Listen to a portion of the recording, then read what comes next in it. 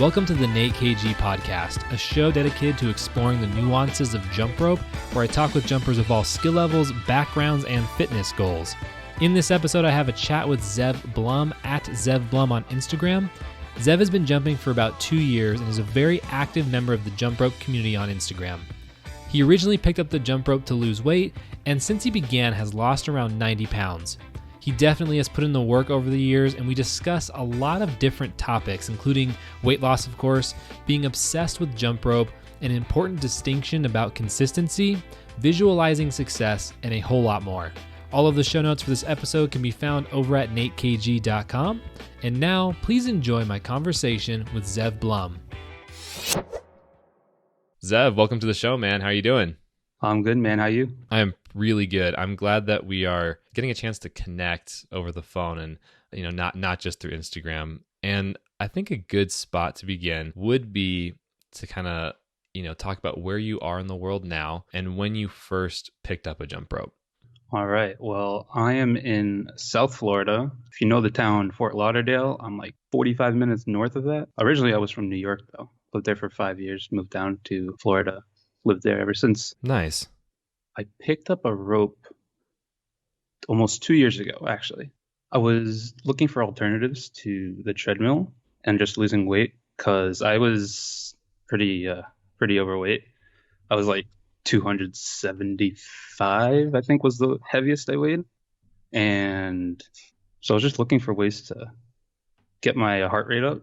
And the treadmill just wasn't cutting it because it was too static. Right. Just standing in one spot, not really doing anything. And then I was just searching through YouTube trying to find different ways, like a bunch of the other people on here, and came across the jump rope dudes.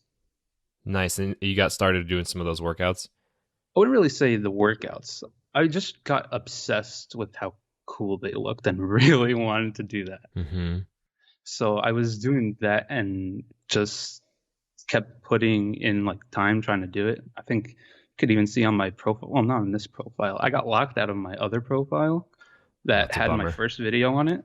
Yeah, it was really annoying because I had a phone and I switched it and I used the Google Authenticator and that just didn't work out too well. But yeah, so I was jumping and I could barely even jump like for 5 minutes at a time, I was whipping myself, tripping up. Mm-hmm.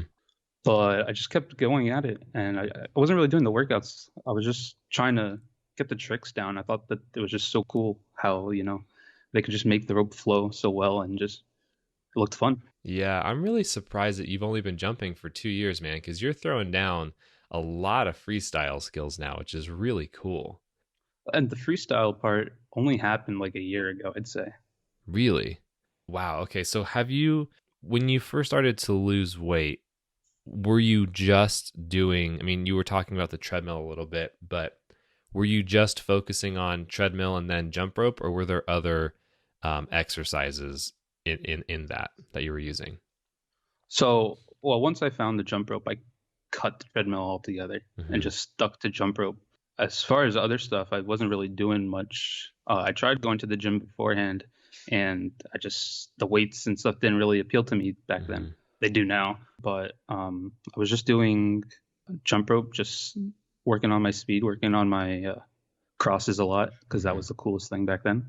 Yep. Back then. Seems like it's a long time ago. But like I wasn't on Instagram either, so like I didn't have anything. I just saw it on YouTube.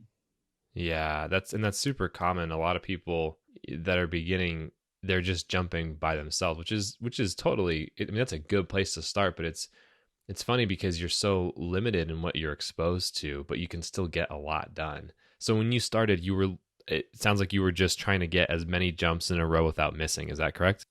Pretty much, yeah. Just trying to be more efficient with it, trying to get it around more. And then with doing that, I lost a lot. How much weight did you lose? Close to 80 pounds. I'm now 195. I was 275.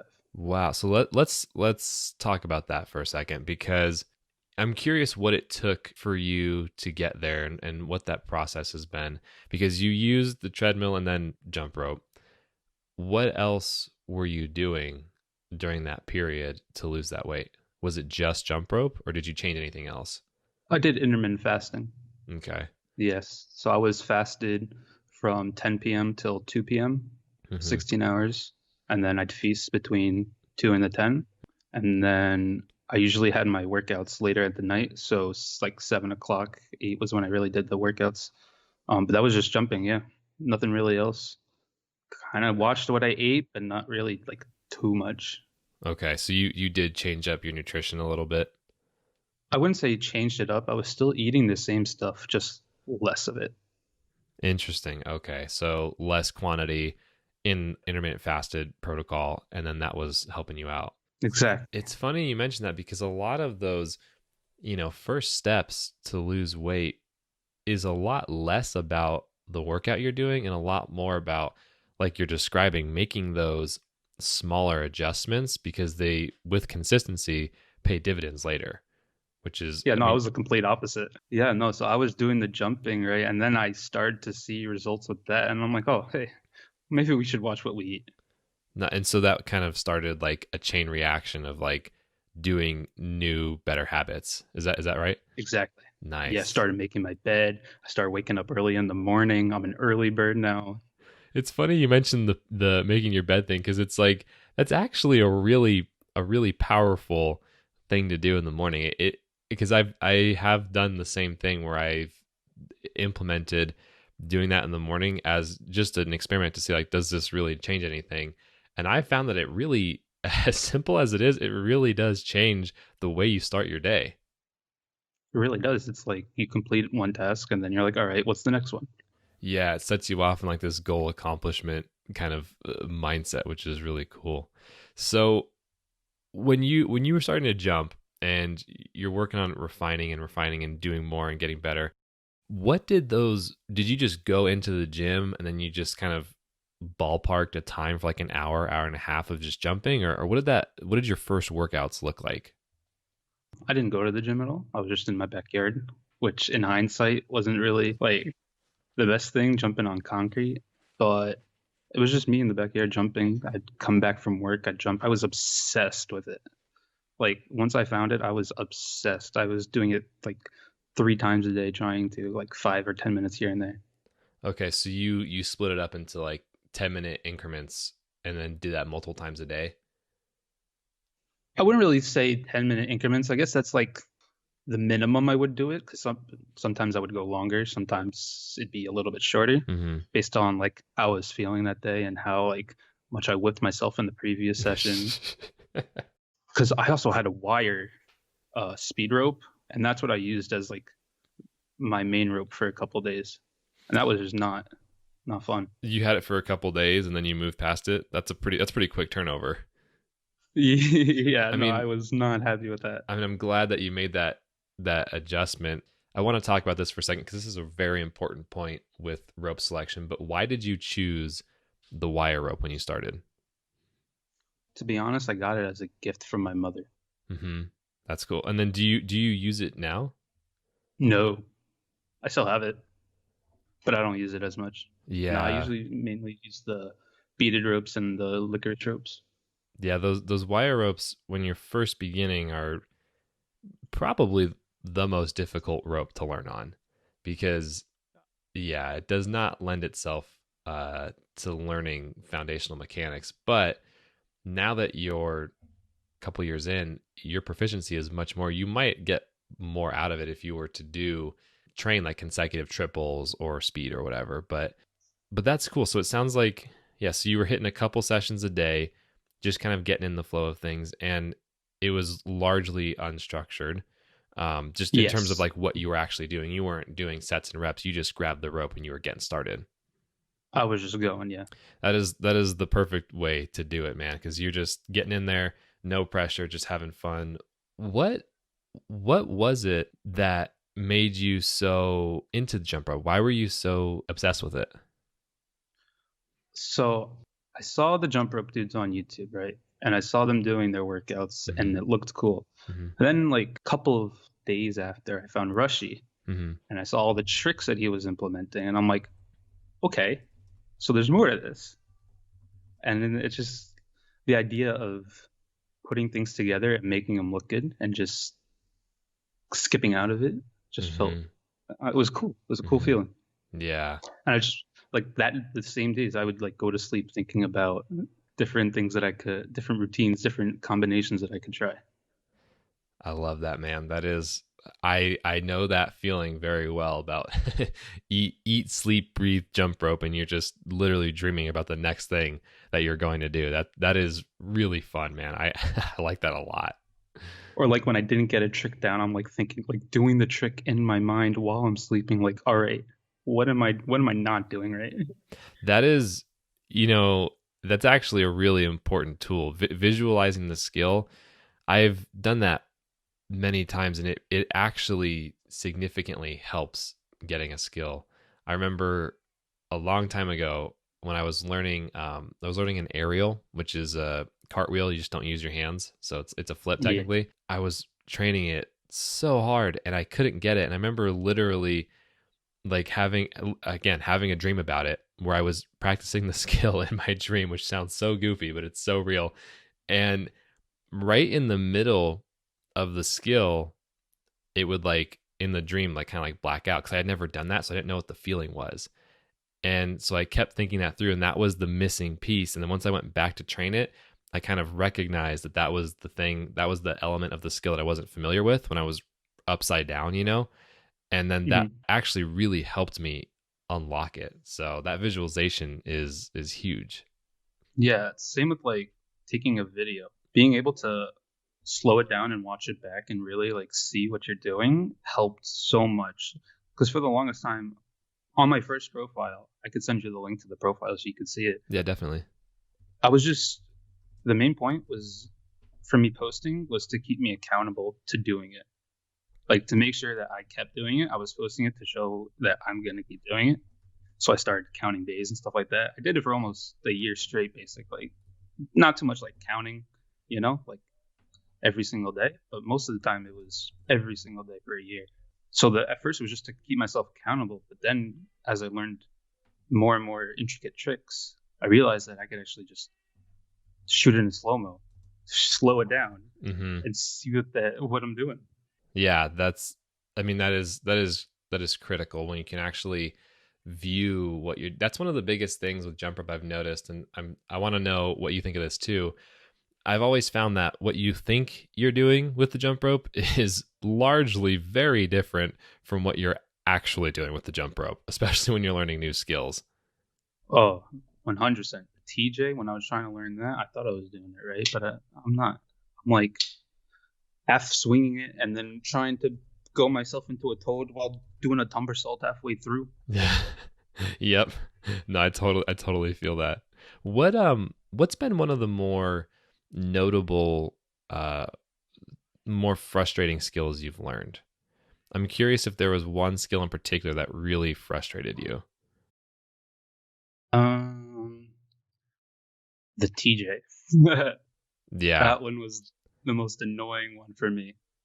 The thing was, I was stubborn. I didn't want to do the drills that Chris had put out. Mhm. Side, toad, open, then do side, and then the toad open as a double under. I didn't Mhm. want to do those. I just kept trying to go straight into the TJ and just kept Mhm. slapping the back of my head. Yeah, that'll happen. Those progressions are there for a big reason. So Yeah, so what did you so they're you good. just kept powering through it? That's how you learned it? Kept powering through it, and then I remembered I was at the gym, I was outside, and I was doing it, and I moved my wrist a little bit in a different direction, closer to my knee and further out. And I almost got it. And I'm like, wait a second. And I did it again and I got it. And I'm like, oh, Yep. holy, it was like the littlest bit of a movement just completed it. Yeah, and that small adjustment makes all the difference. It's funny how such a tiny thing can affect so much. Just a little bit of movement that it did, just bring it a little bit closer to my knee, made all the difference. Nice. Have you ever had also a skill that, I mean, sounds like the TJ could be this same type of skill, but the reverse of this. Have you ever had a skill that you've been working on for a long time and then all of a sudden it just clicked and everything kind of fell into place? Has that happened before? Yeah, so the TJ definitely, like we talked about, but I think the release was a big one for me. The Mick release? Um, yeah, the Mm-hmm. Mick release. It was because like back when I was doing it, I didn't really see anybody on like YouTube do it. Like there was no tutorial. I saw Billy do like a Mamba, he called it, Mm-hmm. right? Or Mm-hmm. that's what he named it. But I saw that and I saw Chris in a jump rope dude's video do it, and I got hooked on that. And I was trying to teach myself that because I didn't really see any tutorials, and I think just putting it on my wrist thing helped like so much. And that's really what like once I put it like figured to put it on my wrist and get that pop, Mm-hmm. that's really what made everything like click into place. Yeah, the wrist pop is huge. That is a very difficult skill to teach yourself, for sure, because there's so many intricate pieces of it. I was using the Elite RS freestyle handles, like the long ones, Mm-hmm. with a money rope. So it was like a 5 millimeter PVC Yeah, rope yeah, for like the utmost feedback trying to get it. yeah. That makes sense. And that's the Elite SRS, that was a long handle. Yeah, Nice. Yeah, that's cool. I love that. That must have felt really good when you landed that Mick because that's a I was. satisfying skill. I was through the. I'm speechless thinking about it. It was just Yeah. insane. How much how long did that one take you? Because I'm sure there was a lot of hard work that went into that skill. I say 6 months, but it could be shorter than that. Cause I'd say I'd attempted a couple of times throughout them, but I don't think I really like got it down till like 6 or so months after. I have to find the post I got it on because I have all. That's the best part about having like keeping track on Instagram is you can go back and just check when you landed the trick for the first time. Yeah, it's a good accountability system, and it helps remind, at least for me, helps remind me like, oh yeah, that's right, I was working on that skill recently, and it helps you keep track of your successes, which is nice. We've talked a little bit about where you started with jump rope, and I'm wondering what your fitness goals are now. So you said about 2 years of jumping. What has changed from then to now in terms of your fitness goals? So I'm jumping a lot longer than I used to, but now I'm also implementing weights and stuff like that. So like I said, I'm an early bird, so I'm up 5:30 in the morning in the gym at 6:15, 6:30, Mm-hmm. and then I do weights for about an hour and a half. Then I jump for another hour, and then I go home. Wow. Okay, that's a lot of working out, man. What Yeah. what kind of weight training are you doing? I do chest day, chest and tries, back and buys, Hmm. legs. Okay. Yeah, just the usual. No, that's good. The weight training is a huge asset to pair with jump rope, especially because yeah, the stimulus you get once you've got that foundational strength built, it can really help increase like weight loss and also like metabolism, and there's a lot of things that kind of work together there in a really beneficial way. So how are you said you're kind of splitting up your workouts now kind of by area of the body. Yeah, Nice.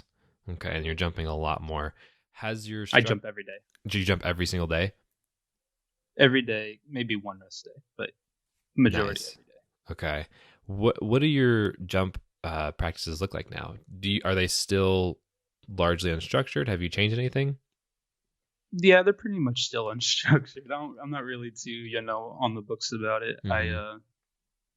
Whatever I really see on Instagram, I'll try and do that or get inspiration from stuff like that and work on something of my own.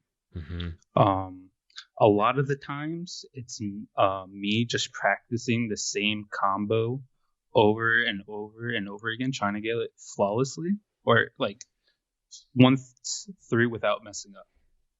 And that's really all I've been doing, just trying to pick a combo, get through it perfectly, kind of, Mm-hmm. and then I don't know, just work on whatever I want. A lot of releases. A lot of releases. I like that. That's, it's cool to hear that style because there are so many different ways to approach a workout, which is why I'm asking. But the way you do it, where you're drilling a combo over and over and over, that is very much the way a competitive jump roper will approach their workout. Because again, the context of a competitive jump roper is that they're going to compete a routine, so it needs to look as best it can, similar to like a gymnastics routine or something.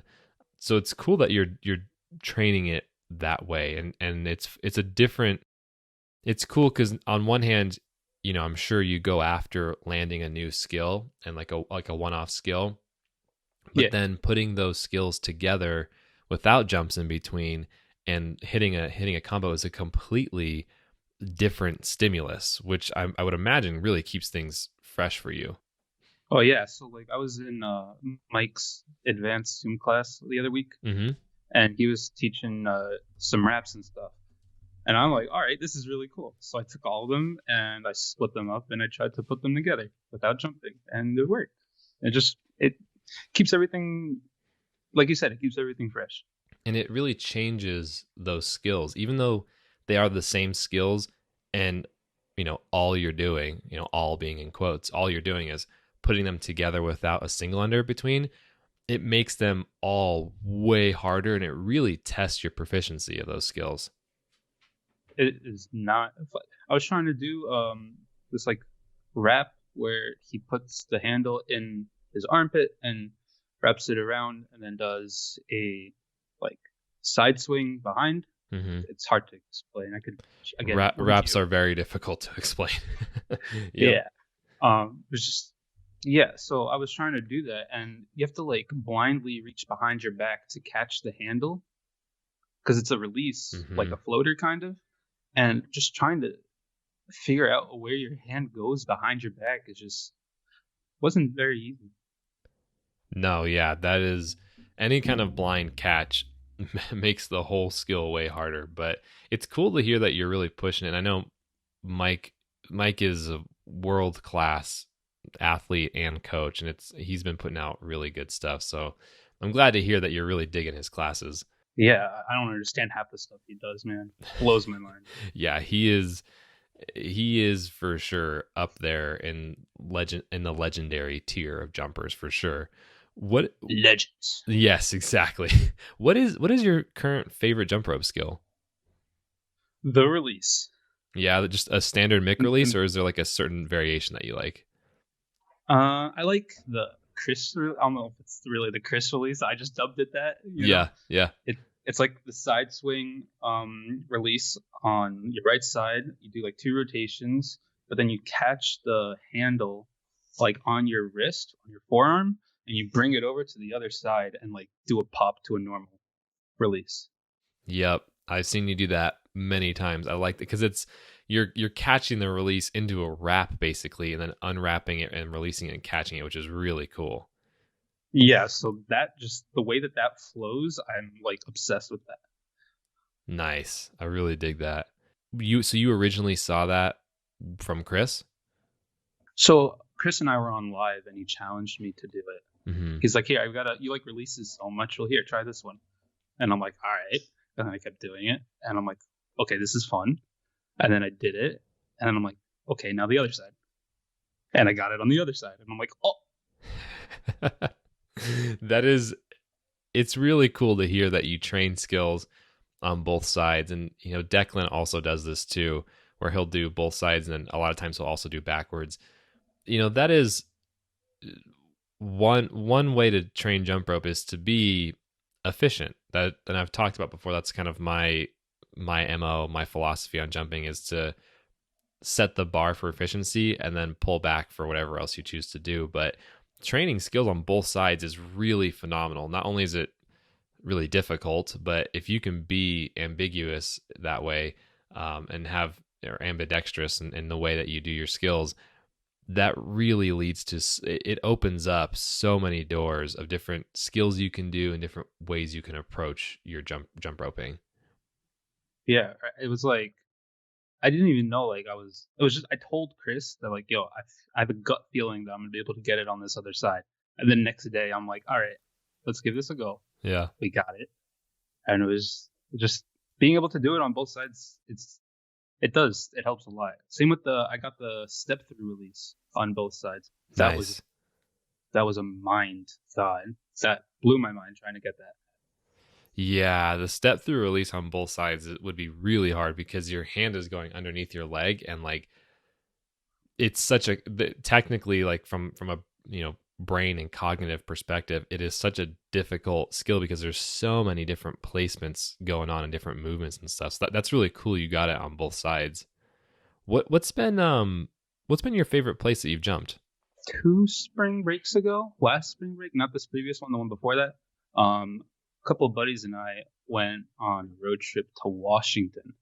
Originally, we were supposed to be like based in Washington and then travel to Shenandoah and then to like Hershey Park and be doing all that stuff. Well, us Floridians didn't do our research and it was 30 degrees. Yeah, that's it's a little bit of a different climate than what you were expecting. Yeah. So we drove 16 hours straight to Washington, got there, and then we're like, okay, well, how far is it to Shenandoah? 6 hours. We really didn't do our research. Yeah, that is far. So instead, what we decided to do was just go walking around the city of DC. So I went and I jumped in front of the monument, the Lincoln Memorial, and in front of the White House. That's cool. I think the coolest one was in front of the Lincoln Memorial, just because it's a different setting, you know? It's yeah. Big, like guy sitting in a chair in the background. That's really awesome. That's a fun trip, dude. That is really awesome. It was a lot of fun. We wanted to do another one a little more prepared, but it was the spontaneity, I don't know the word. I think spontaneity. Being spontaneous. Yeah. Just doing random things. Like we didn't know what we were doing each day. So it was just fun to go from like a museum to a monument to a park. And it was cool. All the while bringing your jump rope and throwing down skills. Oh my gosh. Exactly. I got like yelled at in front of the White House by some old lady.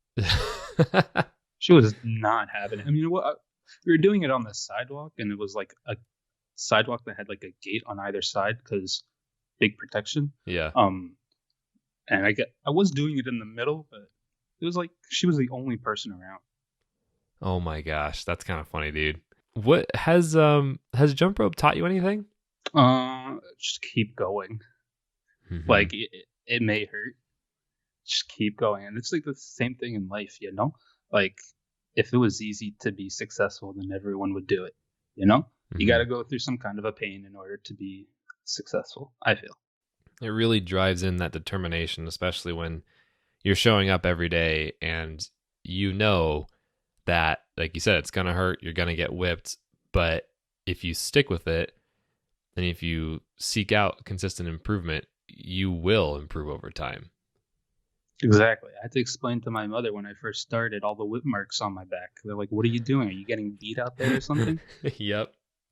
No, Mom, I'm beating myself into shape. Yeah, for real. I know what you're talking about there. That's funny. Yeah, I really do. It's funny you say that because I do really attribute a lot of my own, like the way my mindset and the way I view things when I approach work life or social life or anything I do. I really feel like my history with jumping and sports overall has really shaped a lot of the way I interact with the world because of that exact idea that you're articulating, which is, you know, you're getting hit, but you're working through it and you're making progress.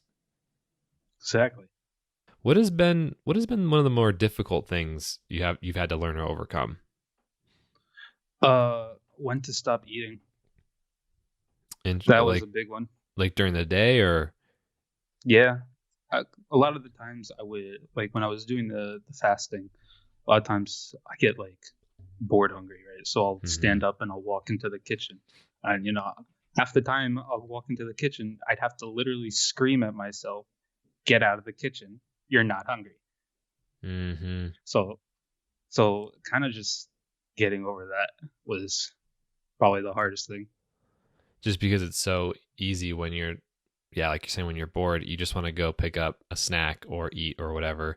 Especially when you're intermittent fasting. I mean, intermittent fasting is definitely something that you people should review with their physician because it's technically a medical thing. But I've done it myself before, and I found that the self restraint required to not pick up even the smallest of snack is you really need to dial in that discipline. Yeah, it was not easy. I did it, I think, for a full year, and then I started doing the weights, and at that point, I'm like, all right, I should start eating more protein, and I can't do that if I work out in the morning. If I was going to be fasting, I wouldn't be able to eat Right. right after my workout. Right.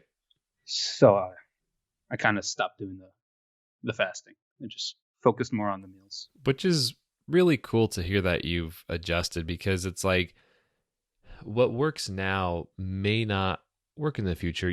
Because fitness, I mean, you could apply this to all of life, but in the context of what we're talking about, like in fitness, you may change or adjust your routine over time as you have. And it's good to pay attention and make adjustments as necessary. Like you didn't stick to intermittent fasting because you had to stick to it despite your workout. You evolved and changed and grew your fitness needs and kind of adapted with what you were seeking, which is really cool. Yeah, yeah. The intermittent fasting kind of just became part of my like lifestyle thing. I just part of the day. It's Mm-hmm. just another thing. But then I got to slowly make my way downtown, walking fast and faces past, and I'm homebound. Well done. Good one there. What about it's funny you say that because I feel like like it becomes a part of your day with intermittent fasting.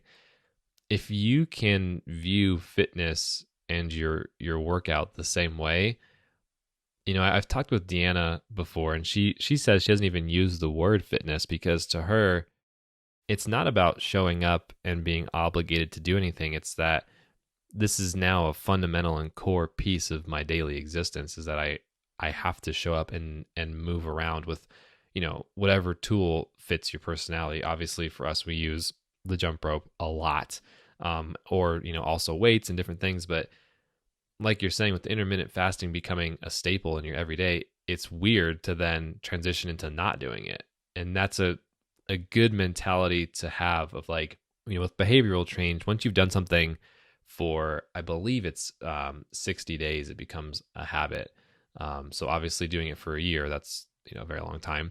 And if you can view, not you, Zev, but like if a person can view their fitness this way of not putting really high restrictions or really high expectations of their fitness and just thinking about being consistent and integrating it into their day, that I think the same way you've done that is how I think people can get that activity to stick and really get a lot out of their fitness. What are your Yeah, thoughts on that? consistency is definitely important when it comes to anything like jump rope, weight loss, going to the gym. If you don't do it, if you don't put in the work, then you're not really going to get anywhere. Yeah, exactly. And that consistency, I think I'm curious if you've done this too. I feel like a lot of folks, myself included, attach consistency with raising the bar. So not only are you consistently showing up, but you're consistently raising the bar, which I don't think is the case. I think you should separate those two and consistently show up, but then always be modulating and reviewing your expectations and the actual performance goals independent of the consistency. Have Yeah, you agreed. found that to be the same? Have you found that to be the case with your fitness? I find that being consistent and no. So you should definitely showing up and just putting in the work is definitely more different than um, showing up and trying to, or the same thing, like showing up and trying to raise the bar at the same time. Mm-hmm. Is that what you're? Yeah, exactly. That's exactly it. It sounds like you've done that too over time where I mean, you also became obsessed very quickly, so that makes it very easy to integrate that into your daily routine, which Yeah. I mean, to me, I really feel like that's kind of the great thing about the jump rope is that it's very easy once you get past that first hurdle and you can get those singles down, like you were saying, you started by just getting the basics down, getting your form down. It becomes very easy to then explore different freestyle skills or any style of jumping, really, and keep training that and find a lot of fun out of that. Yeah, learning the boxer skip was definitely that first thing that definitely helped learning all the new tricks. Because going from just a regular bounce was not like that was difficult. Once I got to the boxer bounce, I could kind of feel like a flow going with it, you Mm-hmm. know? So like Mm-hmm. start adding the side swings into it. I know how much you love side swings. Yeah, I do love side swings. Actually, I do a lot of them. Me too. Yeah, yeah, no, Um, for sure. but doing the boxer step really just helped unlock the flow for everything else. That was kind of like the first step, no pun intended. Mm-hmm. No, I get you because that skill kind of helps you. Sounds like it helped you really dial in rhythm and get a feeling Yeah, for how to move. And then the other thing about the boxer step that I really like too is because it's footwork, but it's a little bit more involved. It helps you relax your upper body and then get into that flow state a little bit easier. it does. It helps so much. We've kind of talked about where you've begun, kind of how you've grown throughout jump rope. If the version of you from a while ago, 2, 3, 5, even 5 years ago, um, could see who you are today, what do you think they would say? Damn. Straight up, just that. They probably wouldn't recognize me because it's literally, it looks, I'm like looking at pictures now. It's like an entirely different person. Hmm. Um, but I probably wouldn't even believe them. Yeah, yeah, because it It's, seems so foreign. yeah, I mean, it doesn't even seem like it was that long ago, right? Or, I mean, it seems like it's forever ago, but it wasn't that long ago. Hmm. And it's cool to hear as well that it wasn't some crazy fitness program. It wasn't some crazy change. I mean, there was intermittent fasting, but I view that more as discipline and awareness of your food schedule rather than a crazy, magic pill or anything. And it just comes down to, you took the step or the one jump every day to stay consistent, and that consistency over time and dedication to having fun and enjoying what you were doing is what led you to such phenomenal results. Yeah, because I can guarantee you if I was still running on the treadmill, I'd probably be just as big. Yeah, because it's not. Jump rope has saved me, to be honest. It really has. Yeah, it's really cool to hear that it's had such an impact, and it's I get what you're saying with the treadmill because it's like it's not inherently a bad form of fitness, but it's not for a lot of people it's not engaging. Some people do love the treadmill, but for a lot of people it doesn't engage you creatively or cognitively. It's more of a routine. Yeah, I get that. I also feel like a lot of the time people are using the treadmills wrong. Like they'll have the incline up, right? Like to a solid like 5 or 6 and the speed up a little bit, but they're hanging on with their hands and they're like not really letting their legs do any of the work, or they're not really putting any work into it. They're just kind of holding it and letting their feet go with the thing, you know? Hmm. Did you start that way? Yes. I had to kind of force myself to put my hands down Hmm. because I noticed like, all right, if I really want to get a better workout out, I should probably stop hanging on to this. Hmm. And actually get the stimulus that you're after. Exactly. Yeah. That's really cool, man. This has been really cool exploring these different pieces of your fitness and how you've come into jump rope. I'm curious now, kind of to hit one of the last questions of the podcast. What is jump rope to you? It's a tool. It's entertaining. It's entertainment. Hmm. It's my life, I not a day goes by that I don't think about it. Yeah, it's interesting how quickly it really grabs hold and engages people, you know? And it's not just it's fun for me all the time, but like it's also fun for people who aren't used to it to see it, and they're like, "Whoa, I didn't even know some people could do that." Like when I'm at my gym, I'm in like the little stretch zone doing my tricks and stuff, and people are like, "Holy crap! I've never seen anyone throw that thing over there and then catch it and jump again." Yeah. And it's cool to kind of bring that into the gym. And inspire people too. Like you're saying, Yeah, it's an entertainment, but it's not empty entertainment. There's a lot of substance that goes into it. yeah. They added 3 or 4 more jump ropes to the gym after I started going there. I That's have really cool. they're not like the best, but they're Right. there and it's Yeah. great. Like I've seen so many more people. Like since I started doing it, I've seen like maybe 6 or more people pick up a rope and add it into their like regimen, I guess, if you want to say. Like I'll see people doing a bench and then skip for a bit to keep their heart rate up. That's cool. I did not know that. It's cool to hear that you've had that impact on the people around you. I really feel like that's so fundamental to the sport is that whenever you whatever you experience, you immediately pass on that jump rope knowledge to somebody else. And it's really cool to hear that because of you, you've had that impact on your gym and the people in there that they've also started to incorporate that more. Yeah, it's like there's this one guy who's a family friend who goes to the gym as well early in the morning, and we're talking and stuff like that. And he's like, "Hey, can you just give me some tips on stuff like that?" And I'm like, "I would love to." And he brings out a leather rope, Mm-hmm.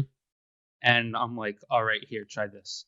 And I hand him a PVC rope, and he got obsessed with it too, Yep. just Yeah. being into it. It's a lot of that foundational knowledge that once you've kind of checked the boxes and have learned those first things there, first principles, it makes everything so much easier. And that's really awesome that you've engaged with the people around you and you're spreading what you know. That's really cool, dude. It's appreciate it. It's fun to be able to do that. I mean, there's not too many people early in the morning, so the 3 or 4 people that are there, it's nice to share with them. Yeah, you're with the 5 or 6 a.m. crew. I know Yeah, that life. Yeah, back when I was living in Santa Barbara, that's when I would go work out as I'd be in the gym at like 5, and there's about 3 to 7 people that show up and you get to know of them and but recognize them those same people are always gonna be there the same exact time, the same day, next always. day. Always. Yeah, that was always really really fun. We're kind of wrapping up here. Is there anything else that you want to bring up or want to touch on before we kind of close out? I could, yeah. I play this game Rocket League with Mm-hmm. Marius and Emil, Nice. and I like to compare it to jump rope. The reason being, it's basically a game of soccer, but you're using cars instead of people, and you can do like flips and boosts to like score the goal, basically. Mm-hmm. And I like to compare the two because there's a base way to jump rope, and there's a base way to play the game, right? So you could just do the regular bounce as a jump rope, and in Rocket League, you could just score the ball no matter what. But Mm-hmm. then there's an entire freestyle side of it. So you have freestyling and jump rope, and then there's people who are then driving up walls, flipping off ceilings, and then scoring those same goals. Mm-hmm. So I like to compare the two because it's like it's I don't know, I find similarities in the things I like, I guess. No, absolutely. There's those foundations, and then once you have those foundations set, you can then explore different options. That's, it's. I like to hear the way you explain that, and it really fits in with kind of my philosophy on like, I personally believe that if you give people the maximum amount of context for how to do efficient skills, with that being the bar that's set, they can then use that information, take it, and then apply it in a way that they want to. Because there are so many Exactly. people that they don't necessarily, not everybody wants to do all freestyle skills. Not everybody wants to jump the most precisely, efficiently, and the best way possible. A lot of people just want to do just enough that's fun for them, and I like the way you've compared that to Rocket League. That's a different way of comparing it. And that's really cool, man. If I just get the same, adrenaline landing a new trick on the jump rope, that I get scoring an insane goal on Rocket League. Yeah, that goal accomplishment. That's really cool. Well, thanks, dude. I really appreciate you taking the time to do this. This has been really fun. I'm glad that I really like talking with people and getting to know them beyond the Instagram screen. It's crazy. It's like, oh wow, there's actually a person behind there. What? For real, dude. Nice, man. Well, I definitely want to be respectful of your time. I'll let you get back to your day, but thank you again for being on. Thank you so much for having me. It's a blast. Hey, before you go, I just wanted to say one last thing. One of my main goals for this podcast is to share the stories, of other jumpers and provide a full picture about everything that's possible with a jump rope. The more people that hear this, the better. And it would really help me out if you sent this podcast to somebody you know, whether in real life or digitally on Instagram, Facebook, whatever platform you use. It would mean the world to me. So that's it. I hope you have a great rest of your day, night, lunch, evening, whatever time it is for you right now. See you later.